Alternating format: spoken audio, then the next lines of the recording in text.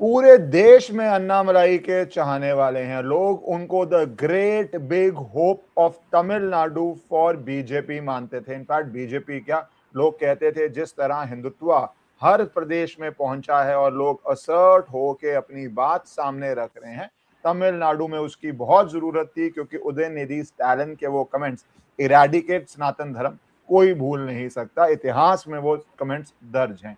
पर अन्नामलाई क्या बीजेपी छोड़ रहे हैं? अन्नामलाई पार्टी जाते हैं, दिल्ली जाते हैं और वहां पे उनकी मीटिंग होती है अमित शाह जी से, पार्टी के सारे टॉप ब्रास से, एग्जिट प्लान्स को लेके क्या वो नई पार्टी क्रिएट कर रहे हैं।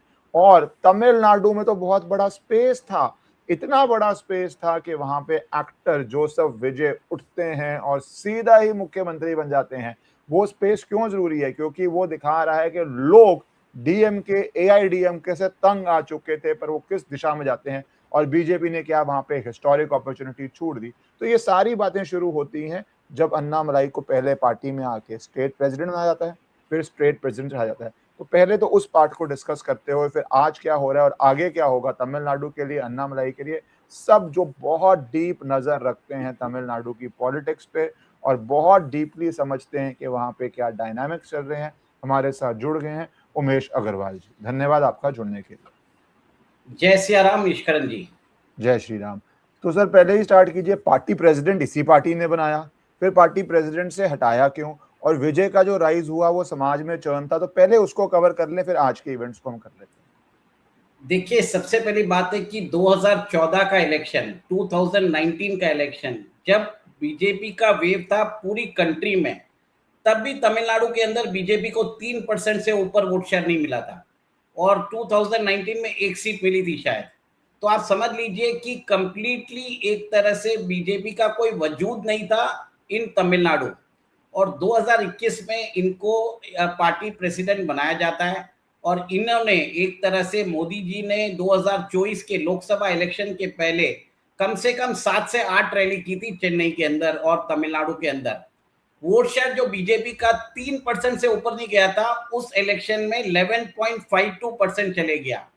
अन्नामलाई ने 234 कॉन्स्टिट्यूएंसीज है, असेंबली कॉन्स्टिट्यूएंसीज इन तमिलनाडु। एवरी कॉन्स्टिट्यूएंसी में जाके पदयात्रा की और उधर पीपल टू पीपल कनेक्ट बनाया। सबसे बड़ा प्रॉब्लम ये हो रहा था बीजेपी को कि बीजेपी को परसीव किया जाता है as a north Indian party, but सबसे बड़ा एक तरह से अन्नामलाई उसको ब्रेक करने की कोशिश कर रहे थे। अन्नामलाई जो है एक तरह से शिकार हुए हैं जो inter party politics of BJP Tamil Nadu unit, उसी के कारण उनको अपनी सीट हारनी पड़ी, कोयम्बतूर की सीट। देखिए, सबसे बड़ी बात है, आप देखिए कि 2024 के लोकसभा इलेक्शन जैसे हारे, तमिलनाडु में जो बड़े बड़े लीडर्स हैं, जो एंटाइटल लीडर्स हैं, जिसमें एक फॉर्मर गवर्नर भी है, उन्होंने अन्नामलाई के खिलाफ बिगुल बजाया और उनको हटने पर मजबूर कर दिया। बीजेपी ने उस समय नायनार नागेंद्रन को बीजेपी का स्टेट प्रेसिडेंट बनाया। नयनार नागेंद्रन एआईएडीएमके के लीडर थे और ईपीएस नहीं चाहते थे कि अन्नामलाई पार्टी प्रेसिडेंट रहे। तो समझ लीजिए कि अगर आप अपने मास लीडर के साथ खड़े नहीं रहते हो तो 2026 के जो असेंबली इलेक्शन आया था, बीजेपी को 2.97% वोट मिले। ये बात है। देखिए, बंगाल के अंदर बीजेपी को 2016 में फिर 11 से गिर के 2.9 पे, आप बोल रहे हो 11 साढ़े 11 आए 24 में और फिर वो गिर के 3% पे रह गया। तो वो यस, एक तरह से, पर उसमें आप कह भी सकते हैं कि मोदी जी के नाम पे वोट पूरे देश में ज्यादा है प्रदेश से, या आप इसको कह सकते हैं अन्नामलाई की लीडरशिप थी। तो क्या ज्यादा फैक्टर लगा आपके हिसाब से और फिर क्यों गिर गया? देखिए, एक चीज मैं पैरेलल बताना चाहता हूं दर्शकों को। 2016 में वेस्ट बंगाल में बीजेपी को 3 सीट मिली थी, 2021 में 77 सीट मिली थी और 2026 में 208 सीट मिली है। उस समय क्या हुआ था कि बीजेपी ने पूरी शक्ति झोंक दी थी बंगाल के अंदर। वहां पे अमित शाह जी थे, शुभेंदु अधिकारी थे, फिर आरएसएस का पूरा ऑर्गेनाइजेशनल नेटवर्क था। तमिलनाडु के अंदर बीजेपी ने अन्नामलाई को सपोर्ट नहीं किया। बीजेपी तमिलनाडु यूनिटी उनके खिलाफ हो चुकी है। सोचिए, पार्टी के इनसाइडर्स, घर का भेदी लंका ढोए, वैसा बात हो चुका है। और उसके बाद आप देखिए कि यहाँ पर जितने भी लीडर्स थे, उनको लग रहा था कि उनकी प्रॉब्लम्स बढ़ जाएगी अगर ये मास लीडर बन जाते हैं। और इसके लिए इन्होंने इंटरनल सैबोटाज किया। पार्टी प्रेसिडेंट जो उस समय थे उनको कन्विंस किया कि इनको हटाया जाए और एक तरह से एआईएडीएमके के साथ अलायंस किया जाए। इनको लग रहा था कि बीजेपी जो है एआईएडीएमके के साथ अलायंस करके सत्ता में आ सकती है, क्योंकि तमिलनाडु में 5 साल के बाद सत्ता रोटेट होती है। पर तमिलनाडु में इस बार अप्रत्याशित एक तरह से परिणाम आए। टीवी के पार्टी जो पहली बार लड़ रही थी, 2 साल पहले फॉर्म हुई थी, उसको 34.92% वोट आया। डीएमके को 25% वोट आया, एआईएडीएमके को 21%, बीजेपी को 3%। सबसे बड़ी बात है कि जो बीजेपी का जो वोट शेयर था एडिशनल 9%, 9.5%, इसका डायरेक्ट बेनिफिशियरी बने टीवी के। आप सोच लीजिए, क्योंकि अन्नामलाई पहले ही बोल चुके थे कि उनको पार्टी का बेस हमने बढ़ा दिया है, हमें अपना वोट शेयर बढ़ाना चाहिए और एक तरह से हमें शॉर्टकट नहीं लेना चाहिए। एक तरह से हमें अभी जो है एक क्रेडिबल ऑपोजिशन बन के रहना चाहिए। पर बीजेपी के जो स्थानीय लीडर्स है, इन्होंने सेंट्रल लीडरशिप को गुमराह किया और उसी के कारण आप देख लिए तमिलनाडु में बीजेपी की ये दुर्गति हो चुकी है। इश्करन जी, मैं आपको एक चीज बता देता हूं, तमिलनाडु के अंदर अन्ना जो नाम होता है ना, वो बहुत बड़ा ट्रस्ट वाला नाम होता है। जैसे अन्ना दुरई थे, वो बहुत बड़े लीडर थे।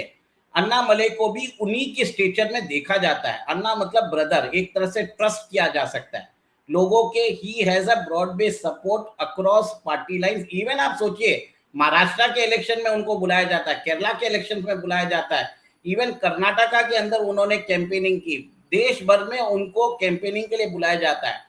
और आज ऐसे जब स्पेक्यूलेशन आ रहे हैं कि वो रिजाइन करने वाले हैं, पूरी राष्ट्रीय मीडिया कवर कर रही है।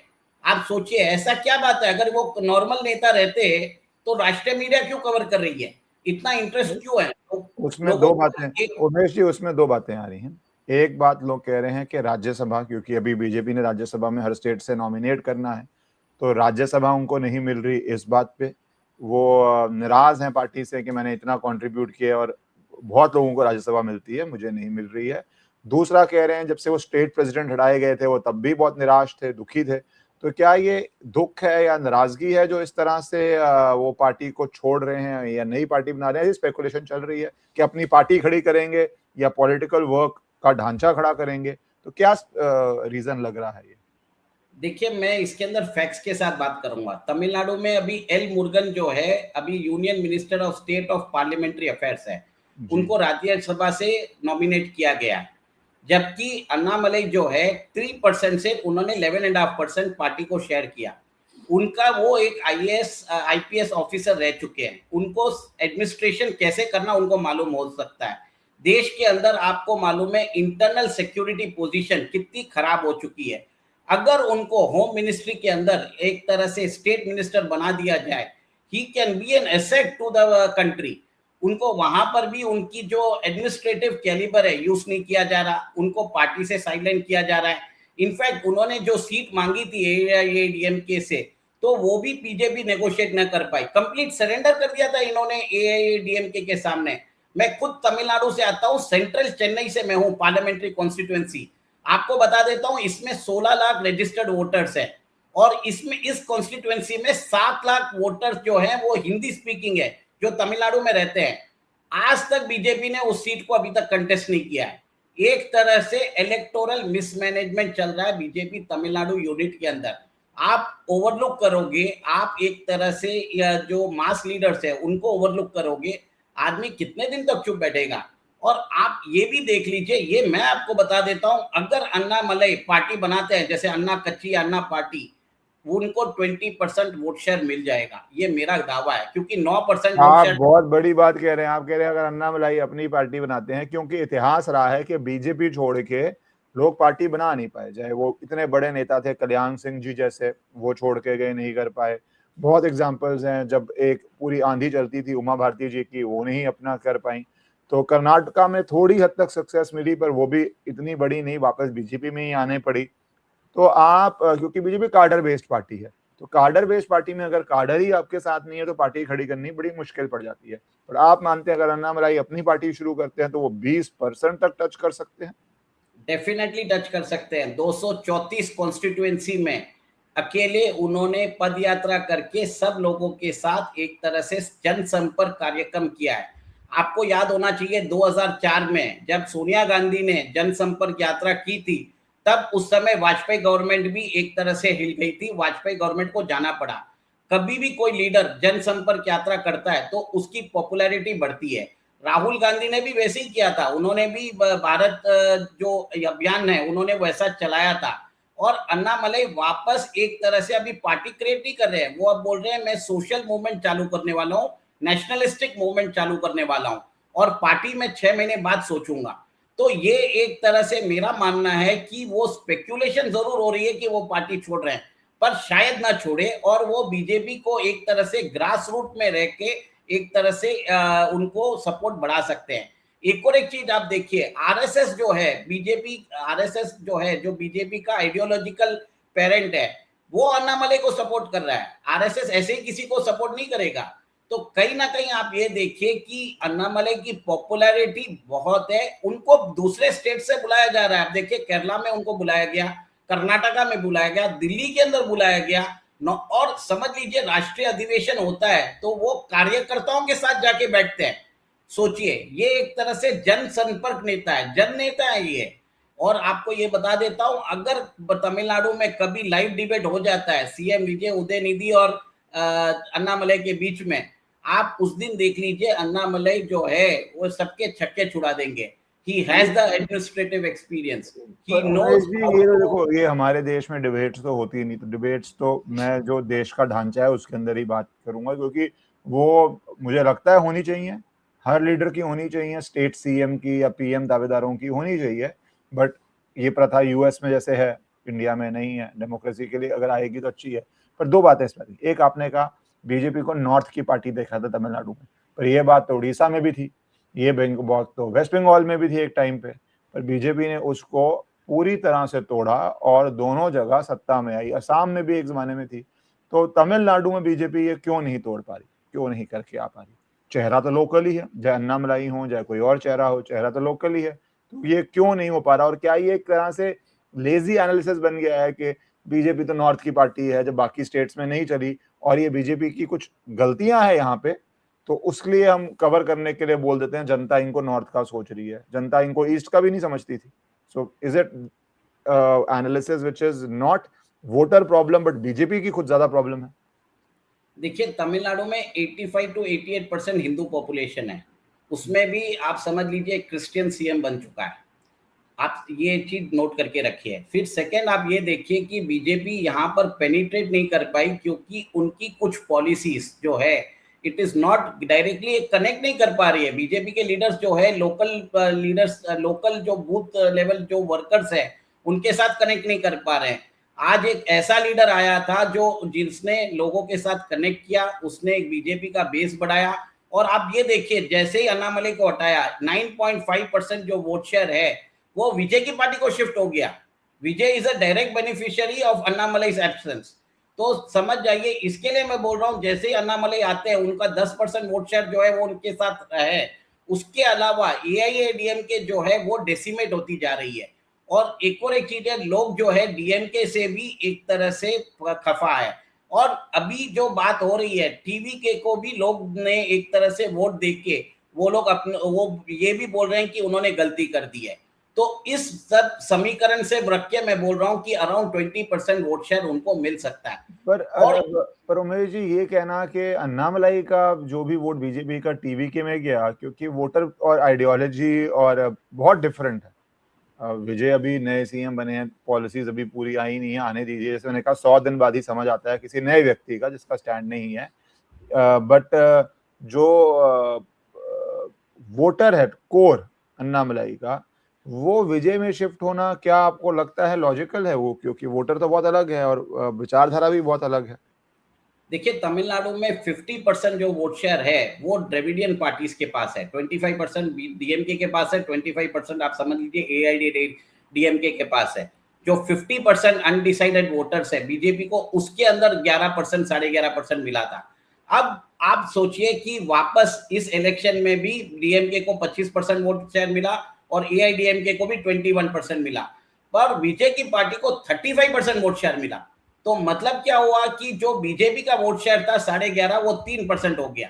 तो बीजेपी ने 8.5% खोया और उसका डायरेक्ट बेनिफिशियरी निकला विजय। और एक तरह से विजय ने एंटी द्रविडियन वोट को कंसोलिडेट किया। अब वहां पर जो है, जो ये 46, जो पहले 50% 52% था, वो द्रविडियन पार्टीज का वोट अभी 46% हो गया और वो धीरे धीरे गिरता जाएगा। वहां पर अन्नामलाई ग्रो करेंगे। तमिलनाडु में स्पेस है नए लीडरशिप की। और after the demise of Jayalalithaa and Karunanidhi ji, आप ये देखिए, स्टालिन जो है आज की डेट में आज भी सबसे पॉपुलर नेता है तमिलनाडु के अंदर।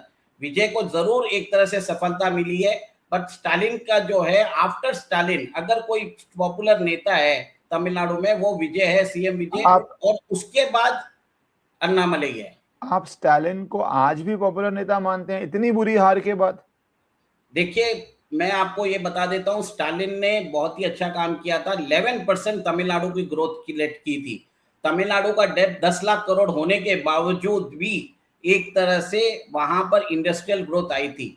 सबसे बड़ा प्रॉब्लम किया था उनके बेटे ने, जिन्होंने एक तरह से उल्टे सीधे बयान दिए थे। उसका खामियाजा पूरी डीएमके को मिल रहा था। एक और एक चीज आप नोट कर लीजिए, डीएमके के पास आइडियोलॉजी है, कार्डर बेस है और एक तरह से लॉयल वोटर बेस भी है। तो ये तीन चीजें बहुत इंपॉर्टेंट होती है। तो 25% वोट शेयर आज भी डीएमके के पास है। और अगर मेरा ये एक तरह से मानना है, अगर अन्नामलई पार्टी स्टार्ट करते हैं, उनको सीक्रेटली सपोर्ट मिलेगा डीएमके से, क्योंकि वो डायरेक्टली एक तरह से विजय के वोट बैंक को काटेंगे। क्योंकि डीएमके के पास खुद का 25% लॉयल वोटर बेस है। वो कहीं जाने वाला नहीं है, कोई भी आ जाए वो उसी को वोट करेगा। एक चीज नोट कर लीजिए, तमिलनाडु के अंदर बहुत बड़ा चर्न हो रहा है। और एक और एक चीज देखिए, एआईएडीएमके जो है, जिसको 21 to 22% वोट शेयर मिला है, वो धीरे धीरे डेसिमेट होती जा रही है। तो द्रविडियन वोट शेयर जो है धीरे धीरे कम हो रहा है। नॉन द्रविडियन पार्टीज उसको कैपिटलाइज कर सकती है। इस मामले में मेरा मानना है कि अन्नामलई की जो पार्टी रहेगी वो एक तरह से गेन करेगी। पर इसमें एक और लोग बात कर रहे हैं कि बिकॉज कांग्रेस ने एकदम से विजय से गठबंधन कर लिया और मंत्री भी बोल रहे हैं बहुत सालों बाद बन गए, तो अब इंडिया गठबंधन के अंदर एक स्टेट से दो कंटेस्टिंग पार्टीज, नंबर 1 और नंबर 2 डीएमके और विजय, तो साथ आएंगे नहीं। तो डीएमके पहले भी बीजेपी के पास जा चुकी है, साथ रही हुई है।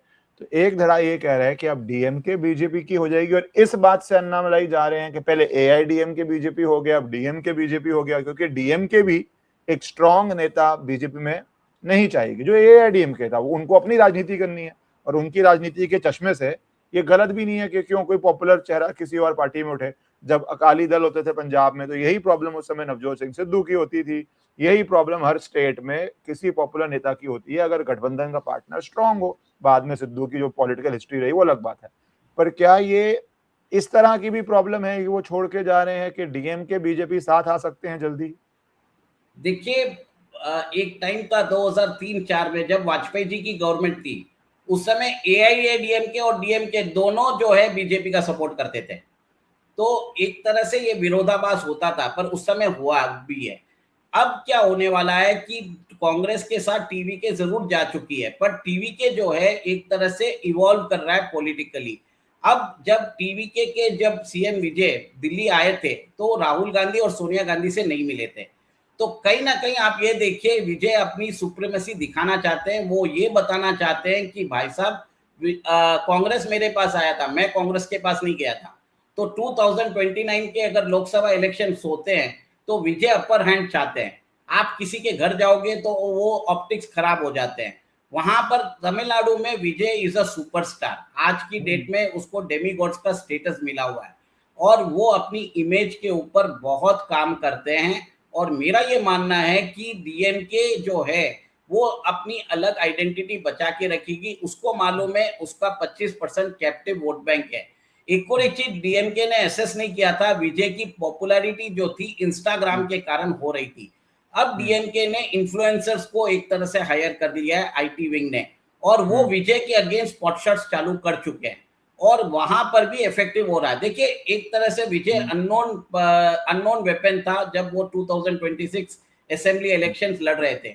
अब वो सत्ता में आ चुके हैं, लोग उनको जज करेंगे। उन्होंने प्रोमिसेस किए हैं कि मैं 8 ग्राम सोना दूंगा, मैं 4,000 अनएम्प्लॉयड यूथ को दूंगा, 2,500 रुपया मैं विमेन को दूंगा। मतलब वो ट्राई कर रहे हैं, पर उनको मालूम है कि उन्होंने आके क्या बोला कि 10 लाख करोड़ का डेब्ट छोड़ के गए। तो लोग ये भी पूछ रहे हैं कि क्या आपको पहले नहीं मालूम था जब आपने प्रॉमिस किया था? तो तमिलनाडु की जनता को लोग बेवकूफ समझते हैं, पर मैं आपको बोलता हूँ Eswaran ji, one of the most politically informed and very well state जो है वो तमिलनाडु है। सरप्राइज दे देता है, पोलस्टर्स के लिए ग्रेवयार्ड है। कोई भी स्टेट के अंदर कोई प्रेडिक्ट नहीं कर सकता क्या होने वाला है। लास्ट मोमेंट तक जो है इलेक्टोरेट जो है अपना जो मत है कभी भी चेंज कर सकते हैं। सो दिस जी is what I would like to say कि तमिलनाडु को हल्के में मत लीजिए। तमिलनाडु के अंदर सेफ्रनाइजेशन होगा, बट अब क्या हो रहा है कि द्रविडियन जो स्पेस है जो धीरे धीरे कम हो रहा है, अन्ना पलई वहां पर ग्रो करेंगे। और एक तरह से आप ये देखिए कि विजय को प्रोमिसेस मीट करने में प्रॉब्लम आने वाले हैं, क्योंकि स्टेट के फाइनेंसेस इतने भी अच्छे नहीं है कि आप। उमेश जी, इसमें एक मैं अन्नामलाई पे ही आखिरी बात करूंगा। विजय के चैलेंजेस तो बहुत होंगे क्योंकि वो अभी तो शुरू ही हुई है और एक्सपीरियंस बहुत बड़ी चीज होती है। हम कई बार चेंज चाहते हैं पर चेंज के अंदर व्यक्ति में एक्सपीरियंस नहीं होता, तो वो बहुत सारी प्रॉब्लम्स हैं। पर अन्नामलाई की अपनी पार्टी करना, और अगर वो पार्टी जेन्युइन वे में अपनी करते हैं तो फिर तो वो डायरेक्ट बीजेपी का ही तो वोट है, जो भी है 3% 5%। तो वो सबसे पहला वोट अगर उनको आएगा वो बीजेपी के अंदर से लेंगे वो।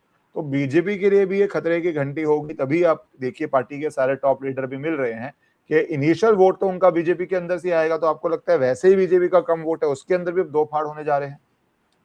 देखिए 3% वोट शेयर, 3% भी नहीं है, 2.97 वोट ढाई शेयर है, लोग। उसमें क्या हो जाएगा? अगर बीजेपी 1% पे भी आ जाए तो कोई फर्क नहीं पड़ता है। बट अन्नामलाई के साथ अब मैं आपको बोलता हूँ, तमिलनाडु का जो इन्फॉर्म्ड इलेक्ट्रेट है, जो नेशनलिस्ट इलेक्ट्रेट है, देखिए तमिलनाडु को बहुत लोग द्रविडियन लेंस से देखते हैं, पर तमिलनाडु में क्रांतिकारी लीडर्स भी हुए हैं। सुब्रमण्यम भारती जैसे पोएट भी हुए हैं, कामराज है, सी राजगोपालचारी है, ऐसे लोग भी आए हैं। तो तमिलनाडु के अंदर नेशनलिस्ट मूवमेंट भी है, उसको टैप करना जरूरी है। टैप करने के लिए कोई जननेता नहीं था। हम जैसे लोग अभी चाहते हैं कि कोई हमारी आवाज बने, पर यहाँ पर बीजेपी की स्टेट यूनिट ने ये पूरा गड़बड़ा करके रखा है। आपको बता देता हूँ, ये बीजेपी की स्टेट यूनिट जो है अब अन्नामलाई के खिलाफ डिसइंफॉर्मेशन कैंपेन कर रहे हैं कि उन्होंने एमएलए सीट नहीं जीत सके, एमपी सीट नहीं जीत सके। वो इसके लिए नहीं जीत सके क्योंकि दोनों द्रविडियन पार्टी एआईएडीएमके और डीएमके ने वहां पर स्ट्रेटेजिक वोटिंग करवाई। वो हो सकता था, ये सब कुछ पॉसिबल है तमिलनाडु के अंदर। और तमिलनाडु के अंदर आपको मालूम है कि कितना मनी पावर इन्वॉल्व होता है, तो लोगों को ये सब मालूम नहीं है। और इनको जो दिल्ली में जो बैठे जो पॉलिटिकल पंडित जो इतनी बातें करते हैं कि तमिलनाडु में ये जीत नहीं पाए, उनको तमिलनाडु के बारे में मालूम नहीं है। तमिलनाडु जी के अंदर सबसे बड़ा अगर कोई दुश्मन है बीजेपी का, तो बीजेपी के स्टेट लीडर्स है। जी, देखते हैं अब एक नई जर्नी शुरू करने जा रहे हैं अन्नामलाई, जैसे सब कह रहे हैं। वो जर्नी किस तरफ जाती है और तमिलनाडु के लिए और देश के लिए वो किस दिशा, क्या नई दिशा दिखाती है, ये जानना बहुत जरूरी होगा। धन्यवाद आपका जुड़ने के लिए। जय सिया राम। जय श्री राम।